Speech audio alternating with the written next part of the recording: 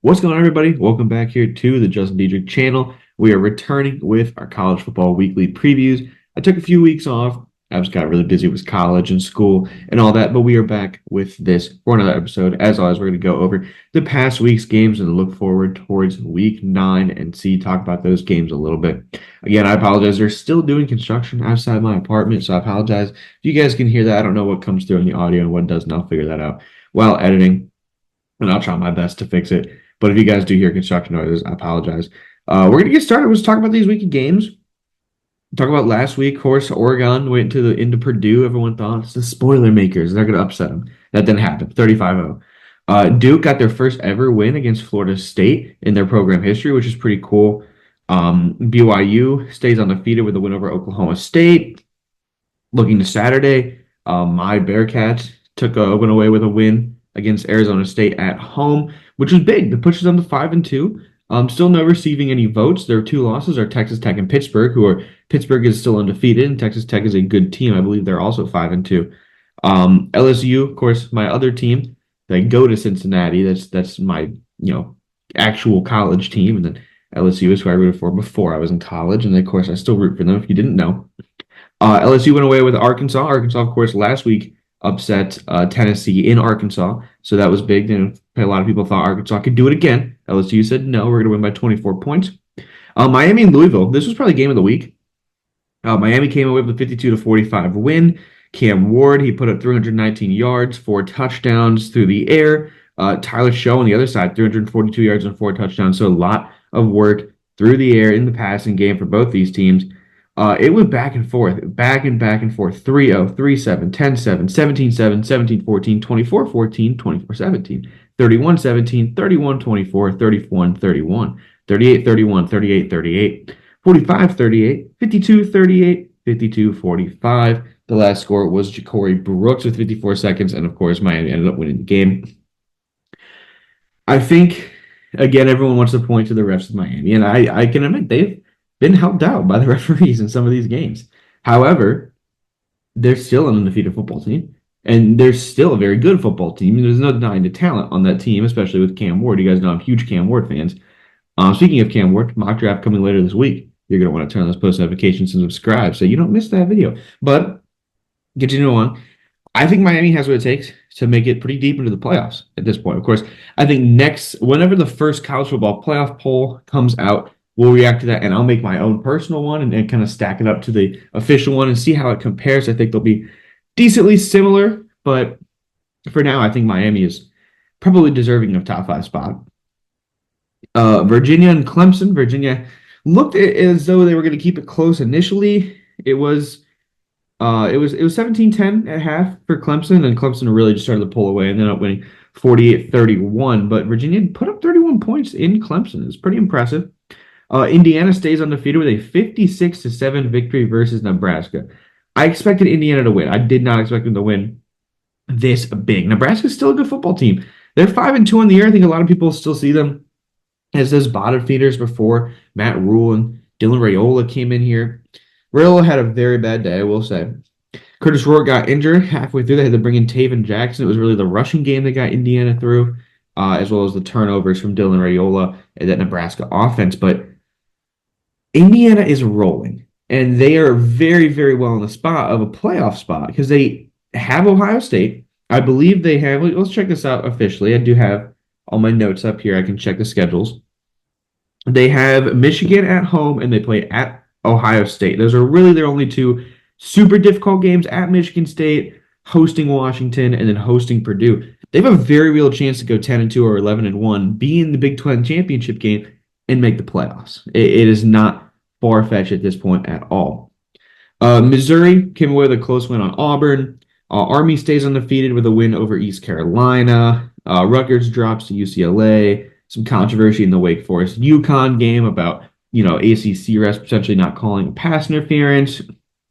Then we go down some of the other big games. Illinois was able to come away with a win versus Michigan. Illinois is a very, very good team. And again, vying for a potential playoff spot if they can hold out and continue to go. Let's take a look at their schedule, who they still have to go through this year. As a current 6-1 team, their next matchup is at Oregon. That is most likely a loss. Then it's Minnesota, Michigan State, at Rutgers, at Northwestern. That could very well as a 10-2 football team if they drop that Oregon game and win all the other ones. That's probably not playoffs. I mean, maybe you're vying for like that 11 spot, depending on some other losses. But that's a very successful season if you're the Illini.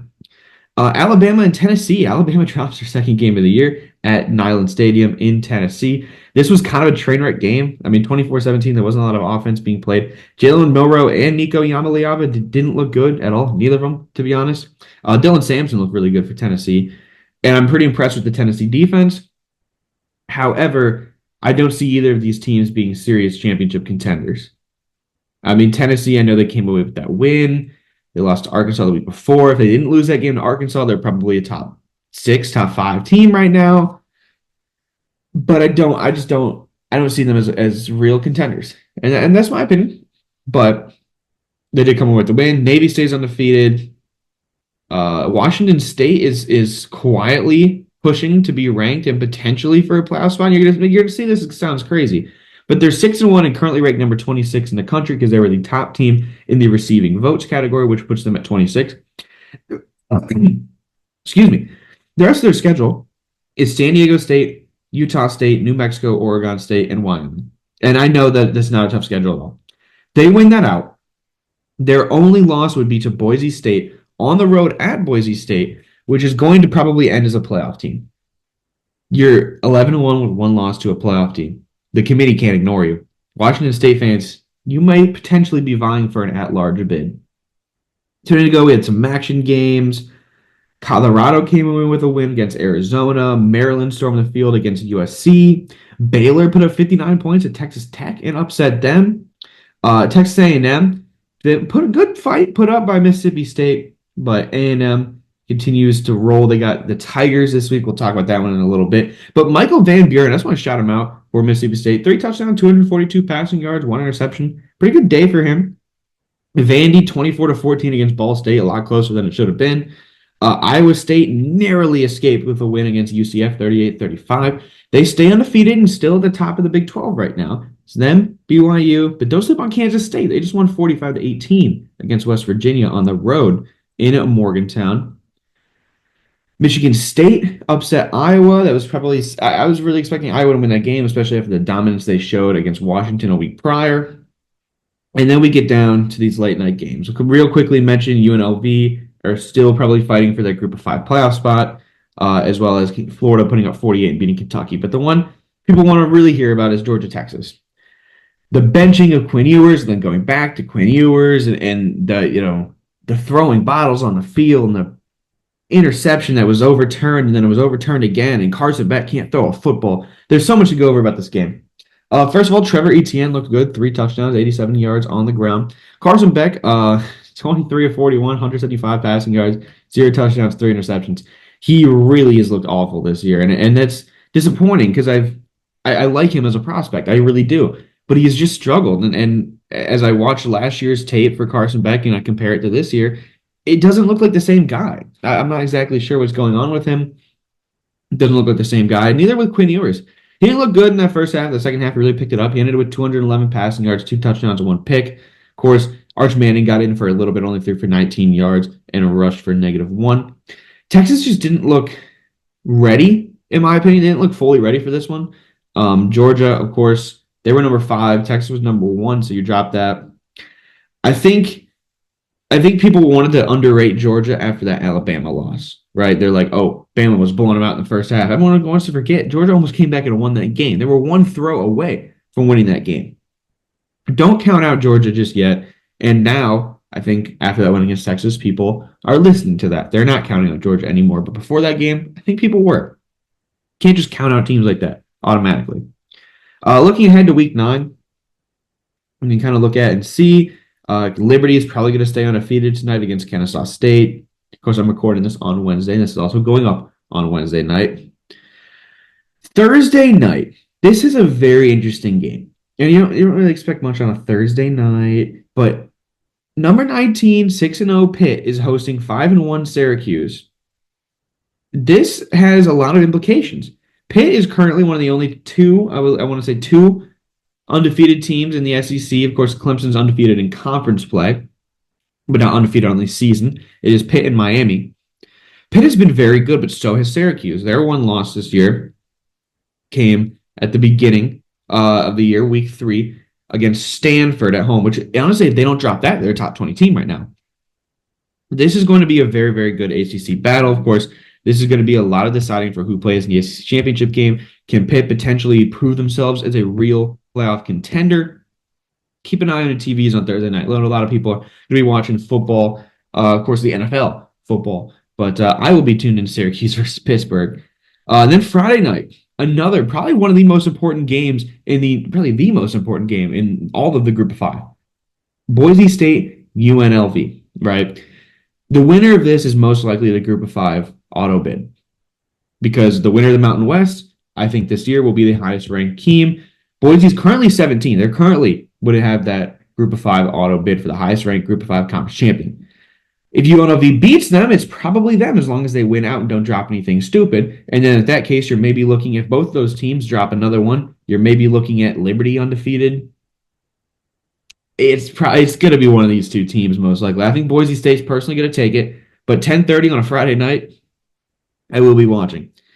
Continuing down, we reach Saturday. Cincinnati plays at Colorado. That should be interesting. They're both two teams who have been exceeding expectations so far this season. Nebraska at Ohio State. I fully expect Ohio State to play well, but I think this could be a little bit of a trap, just at least for the first half. It could be similar to the Ohio State-Iowa game, where Ohio State kind of overlooked them, and then they really woke up in that second half. LSU, Texas A&M. Let's talk about this one, right? I think we are going to see one of the greatest games that we're going to see this season for LSU, Texas A&M, right? Currently, they're the two undefeated teams in SEC play. LSU, Texas A&M. At this point of the season, who would have expected it? LSU is number 8. Texas A&M is number 14. There are two very talented quarterbacks battling at it. Connor Wegman, who's been underwhelming this season, but he's still very talented. And of course, Garrett Nussmeier, who's played his way into potential first-round consideration. Both these teams are coached very well, Mike Elko and Brian Kelly. We know Kyle Field is a tough place to play. This is going to be a very, very good football game. I expect it to be a little bit more of a battle of defenses, and then maybe late in that second half is when we see the offenses really come alive. I personally think the Tigers are going to win this one, but I would not be surprised if it's a really close game and the Aggies were able to take it. Indiana gets their first ever college game day hosting Washington. Curtis Rourke out indefinitely with a thumb injury, so that is not good for them. But Washington's not a very good team this year. I think Taven Jackson is capable enough to be able to win and stay undefeated. Then we got another one. Navy hosts Notre Dame. I want to say this is played at neutral site, so MetLife. They're technically the home team, but played at neutral site MetLife.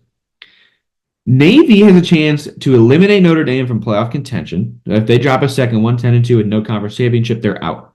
If Navy wins, they solidify themselves as potentially the top Group of 5 team. I think there's potential we get 2 Group of 5 teams in the playoffs, right? If you have that one-loss Boise and that undefeated Navy or that undefeated Army, you have to put both of them in, right? There's no way you can leave one out, in my opinion. But that should be an interesting game to keep your eyes on. Continuing to scroll, Illinois, Oregon, we talked about that a little bit. I think Oregon is going to roll them. BYU going to UCF. UCF is no joke. They're 3-4, but they're still a really good football team. Could be a trap game for BYU. Missouri at Alabama. Missouri's got the better record right now at 6-1. Alabama's sitting at 5-2. But I fully expect Bama to bounce back this week and beat Missouri pretty handedly. And, of course, probably boost them back up into the top 10 because, the committee loves Alabama. This isn't the greatest week for games, I will say. Texas at Vandy. Vandy snuck into the rankings at 25, I believe, for the first time since 2013 is what I saw. Texas will win this football game, most likely. I mean, everyone probably said that against Alabama, but I think Texas will bounce back after losing to Georgia. But I did see Vandy's putting up netting on the Texas side so they don't throw bottles on the field. It's kind of funny. Miami, Florida State. Yeah, that's going to be... Sorry, Florida State fans. Penn State goes to Wisconsin. Wisconsin is quietly sitting at 5-2 right now. They're a good team. Luke Fickell's coached them up well, but I expect Penn State. They're currently at number 3 in the country, which is kind of crazy, but I fully expect them to win that football game. Kansas State is this week. Duke SMU, two 6-1 teams in the ACC.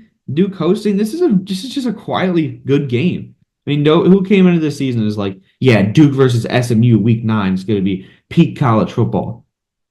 No one came to this week saying that, but here we go, and it is. I'm very excited to watch a lot of the games this weekend. Of course, I'll be mostly tuned in to the LSU and the Cincinnati games, and then Thursday and Friday I'll have that Boise and that Pitt Syracuse game on. You guys let me know in the comments what games you'll be tuning in or what games you'll be watching closely this week. There's a lot of really top of the notch games and then a lot of mid games as we go down. I'd say this is kind of a middle of the pack week as far as games go. But there's a few really good matchups. So again, let me know in the comments who you guys are going to be watching. And leave a like, subscribe, I read all comments, turn on those post notifications so that you guys don't miss out on any of the future weekly previews, as well as the mock draft videos that are starting to pop up a little bit more frequently now that we're getting through the college football season. But with that, I'll leave you guys. Have a great day.